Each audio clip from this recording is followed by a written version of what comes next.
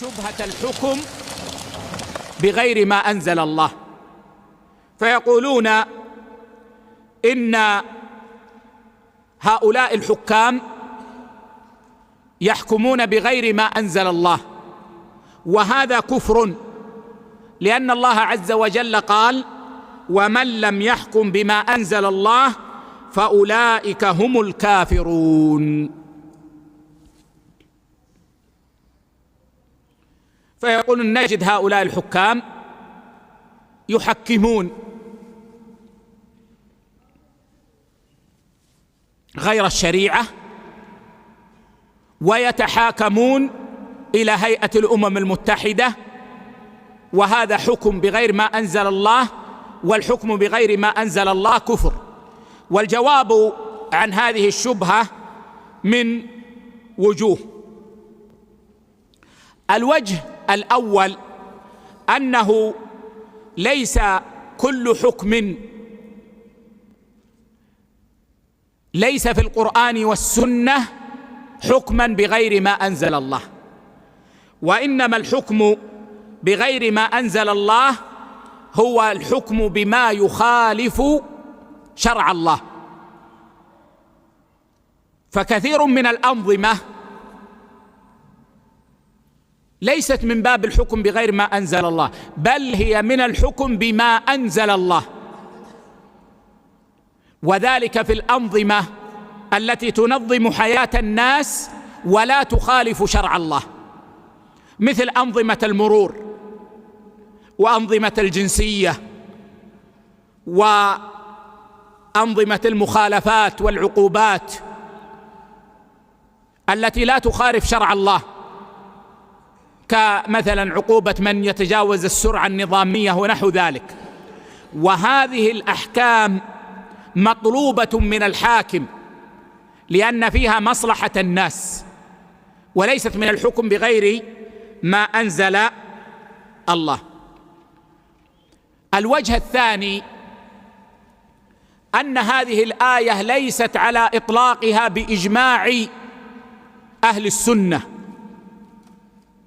لأن قول الله عز وجل: ومن لم يحكم بما أنزل الله، يا أخوة هل هي مقيدة بالحكام؟ ليست مقيدة بالحكام، من؟ وهذا يشمل كل الناس. طيب تعالوا معي،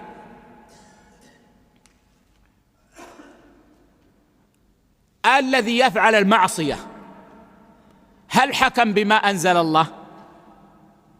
اللي يحلق لحيته هل حكم بما أنزل الله؟ ما حكم بما أنزل الله، لأن الذي جاء في الوحي أنه يعفي لحيته. وبإجماع أهل السنة هذا ليس كفرا، وإنما هو معصية. ولذلك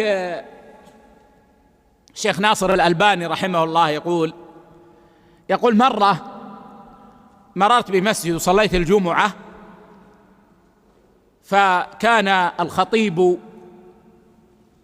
يعني رجلا متحمسا، وكان يلبس البنطال، وكان حليقا، وكانت الخطبة عن الحكم بغير ما أنزل الله، وأطلق التكفير بهذه المسألة، والرجل يهز المنبر. قال: فلما صلينا سلمت عليه وشكرته على غيرته، وقلت: لكن أنت بارك الله فيك تكلمت عن الحكم بغير ما أنزل الله وأنه كفر، وأنا أراك ما تحكم بما أنزل الله، لأنك حليق ولابس هذا البنطال الضيق، وهذا ليس مما أنزله الله.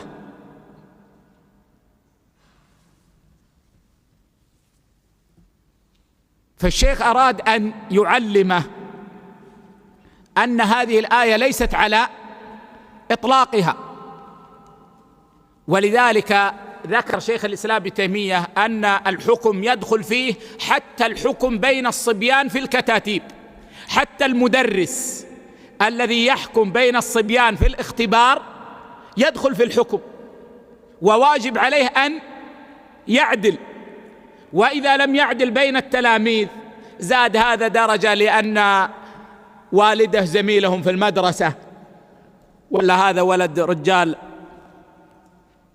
يعني راعي خير وقال سلم لي على أبوك.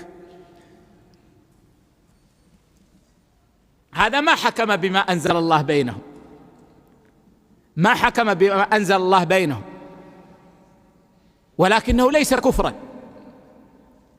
فهذه الآية ليست على إطلاقها بإجماع المسلمين، أعني أهل السنة والجماعة، وإنما خالف في هذا الخوارج الذين يكفرون بارتكاب الكبيرة.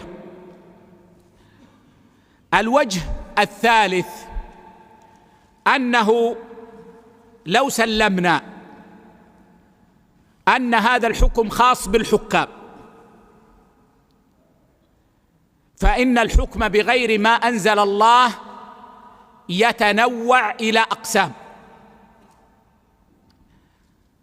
القسم الأول أن يستحل الحكم بغير ما أنزل الله ويراه حلالا، وهذا كفر.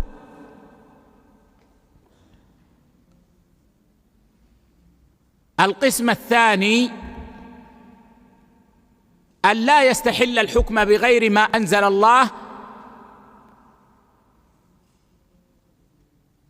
لكن يرى أن الحكم بغير ما أنزل الله أحسن من الحكم بما أنزل الله.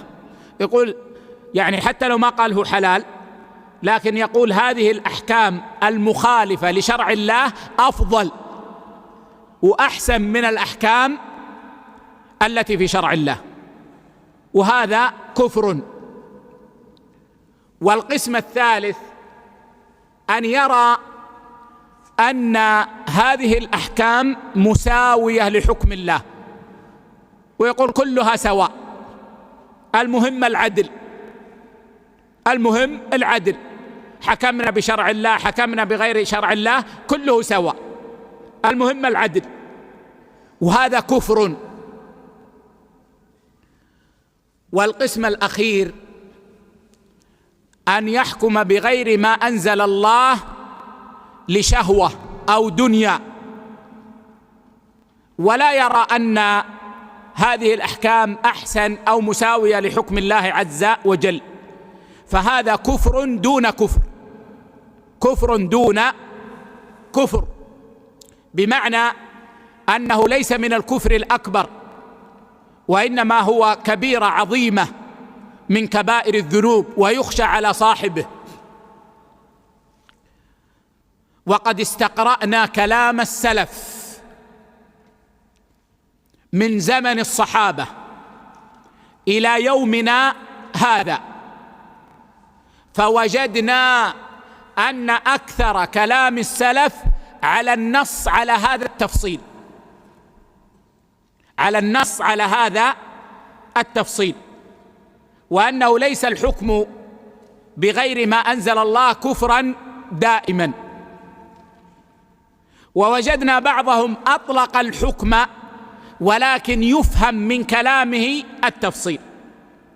وابن عباس رضي الله عنهما روى عنه ابن جرير وغيره بأسانيد ثابتة أنه يقول إنه كفر دون كفر، إنه كفر دون كفر. وهكذا في كلام السلف. وقد وجدنا في نصوص أكثر من 50 إمام وعالم من أهل السنة والجماعة النص على هذا التفصيل، ولم أقف على كلام ينافي هذا التفصيل، لكن هناك كلام مطلق لبعض أهل العلم لا ينافي هذا التفصيل، بل نحمل هذا المطلق على ذلك التفصيل الذي يذكره العلماء. وهذا هو الذي عليه أهل السنة والجماعة كما ذكره الشيخ بن باز رحمه الله عز وجل.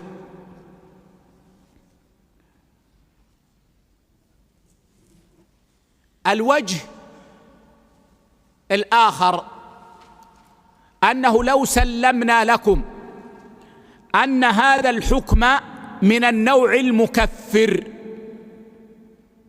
فإن المعلوم عند أهل السنة والجماعة أن من فعل الكفر لا يلحق به التكفير إلا إذا اجتمعت الشروط وانتفت الموانع كما تقدم معنا.